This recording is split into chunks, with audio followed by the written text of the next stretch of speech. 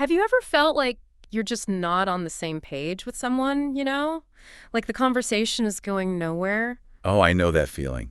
It's Yeah. like we're missing a shared map or something. Yeah. We often wander into conversations without a clear destination in mind. That's it. And it's so frustrating. Like this one time I was telling a friend about a trip I was planning, super excited about it. I'm going on and on about the flights and hotels and all that. And my friend just stops me and says, "Wait, are you looking for hotel recommendations or are you just telling me about your trip?" Wow. And I realized, yeah, I never actually said why I was telling them all of this. It's amazing how often we do that. Just jump right in Yeah. without setting the stage. Right. And that's what I think is so interesting about this idea of conversational intentions. We're doing a deep dive today based on Challenge 2, working with conversational intentions. Have you seen this one? Oh, yeah. It's really insightful. Yeah, it seems like understanding this whole intention thing can really change the game when it comes to communication. It's like having a compass for your conversations. If you don't know where you're going, you're bound to get lost, right? Right. But if you set an intention, it's like you're charting a course and making it much more likely you'll reach your destination. I love that analogy. So, no more conversational shipwrecks, right? Yeah. The source material really stresses the importance of being upfront about our intentions, especially for conversations that really matter. What are your thoughts on that? It's about respect and consent. Before launching into something important, signal your destination. Let the other person know where you're headed with the conversation. Like, can we talk about this? Or I could really use your help with something. So it's about making them an active participant rather than catching them off guard. Exactly. I noticed the source material highlights 4 main benefits to this approach. Do you mind if we break those down a bit? Sure. They're all connected, these benefits. Consent, understanding the big picture, emotional preparedness, and defining roles. And consent seems straightforward enough, right? Just giving the other person a heads up about the topic. Exactly. It's about respecting their time and energy. But I'm curious about the big picture part. How does stating your intention help with that? It's all about context. Think of it like framing a picture. Let's say you need to have a difficult conversation with a coworker. Instead of just listing your complaints, you could start by saying something like, "I'm hoping we can find a better way to work together on this project. I have some thoughts, but I'd love to get your input too." So you're shifting the focus from problems to solutions. Exactly. And you're inviting them to collaborate on finding those solutions. That makes so much sense. And what about emotional preparedness? We all need a moment to shift gears if we're moving from casual conversation to a heavier topic. Stating your intention gives the other person that time to adjust. It's like an emotional heads up. Precisely. And then defining roles helps to avoid confusion and ensures everyone shows up authentically. It's like, are you giving advice or seeking advice? Are you offering support or needing support? It makes a difference.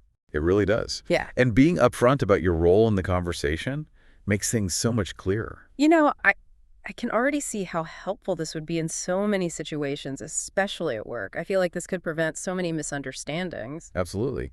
And speaking of different situations, the source material dives into all sorts of intentions we might have in conversations. So there's more to it than just saying, hey, I want to talk. Right.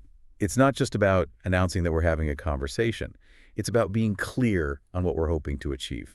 So what kind of intentions are we talking about here? Well, the source material lists over 30 different fulfilling intentions, which are basically goals that contribute to positive and healthy communication. 30. Yeah, it's a lot more than you might think, like expressing affection, seeking advice, resolving conflicts, even just asking permission. Wow, I never realized how many different reasons we have for talking to each other. It's easy to go through life on autopilot, especially with those everyday conversations. But when we take a moment to think about our intention, it can really change the whole dynamic. It's like adding another layer of purpose to our interactions. Exactly. And it can make our communication so much more effective and fulfilling. This is making me think about some of my past conversations that went south. And while maybe if I had been more mindful of my intentions back then, things might have turned out differently. But I also have to ask, not all intentions are good, right? That's a great point. The source material also talks about unfulfilling intentions, things like coercion, blaming, and shaming. Yeah, those are the conversations you walk away from feeling drained. Exactly. These tactics might seem effective in the short term, but they ultimately damage relationships and create more problems down the line. So it's not just about being aware of our own intentions, but also being able to recognize when someone might be coming from a less than helpful place. Okay, so we've covered the what of conversational intentions.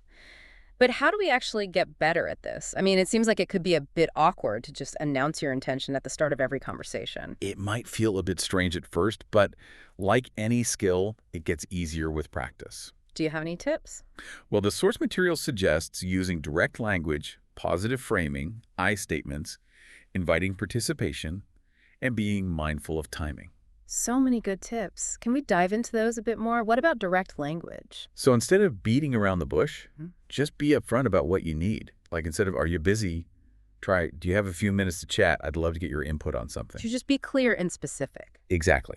And when it comes to positive framing, it's about focusing on solutions rather than problems. Mhm. So instead of, I'm so frustrated that you never do the dishes, you could say, hey, can we talk about finding a system for keeping the kitchen tidy that works for both of us? That's such a good point. It's about framing things in a way that feels collaborative. Precisely. And I statements are also incredibly helpful for taking ownership of your own feelings and needs. So instead of saying, you're making me feel stressed, you could say, I'm feeling a bit overwhelmed with these deadlines. Could we chat about how to best manage them? It's about communicating your own experience without placing blame. I love it.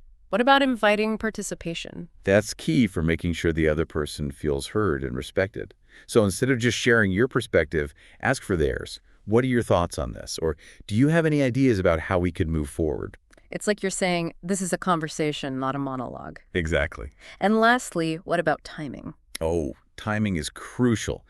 Even with the best intentions in the world, if you catch someone at a bad time, it can backfire. The source material talks about the importance of checking in before launching into a big conversation. Just a simple, is now a good time to chat? Or do you have a few minutes later to connect about topic? Could go a long way. It shows that you respect their time and their boundaries. Absolutely. I'm already feeling more confident about navigating difficult conversations. All of this makes me wonder about those times when we're not talking face to face. What do you mean? Well, the source material mainly focuses on spoken conversations, but we're also communicating in writing all the time these days, emails, texts, social media posts. Do you think these same principles apply there? Absolutely. And that's actually a perfect segue to our final thought. Yeah, it seems like the lines are getting blurrier and blurrier between how we talk and how we write these days. That's so true. It's all just communication, right? Exactly. And I think being intentional about our communication is even more crucial in writing. Oh, interesting. Why do you say that? Well, because when we're writing, we don't have things like tone of voice or body language to help get our message across. That's so true. I've definitely had my fair share of email misunderstanding. Me too. But imagine if every email started with a clear intention, like, I'm writing to ask for your advice on, or I'd love to get your feedback on. Wouldn't that make things so much clearer? It would definitely cut down on the back and forth. Exactly. And remember those unfulfilling intentions we talked about? Yeah, like coercion and blaming. Those can be even more damaging in writing because there's no opportunity for immediate clarification. Oh, that's a good point. Like a sarcastic comment that might be brushed off in person could easily escalate into a whole thing over email. Right, because you can't hear the person's tone or see their facial expressions. And on the flip side, expressing those fulfilling intentions, things like gratitude, support, and a willingness to collaborate those can be really powerful in writing too. It's like a well-written email or text can really make someone's day. Exactly. Well, this has been a fascinating deep dive. It really has. It's like we've uncovered this whole hidden layer of communication that we don't often think about. It's such a simple shift in perspective, but it can make such a big difference. So to our listeners, we encourage you to take these insights about conversational intentions and experiment with them in your own lives. Yeah. See what happens when you start being more intentional about your communication, both spoken and written. Because ultimately, effective communication is about so much more than just the words we use. It's about showing up with intention and creating connections that are both meaningful and productive. Couldn't have said it better myself. Until next time.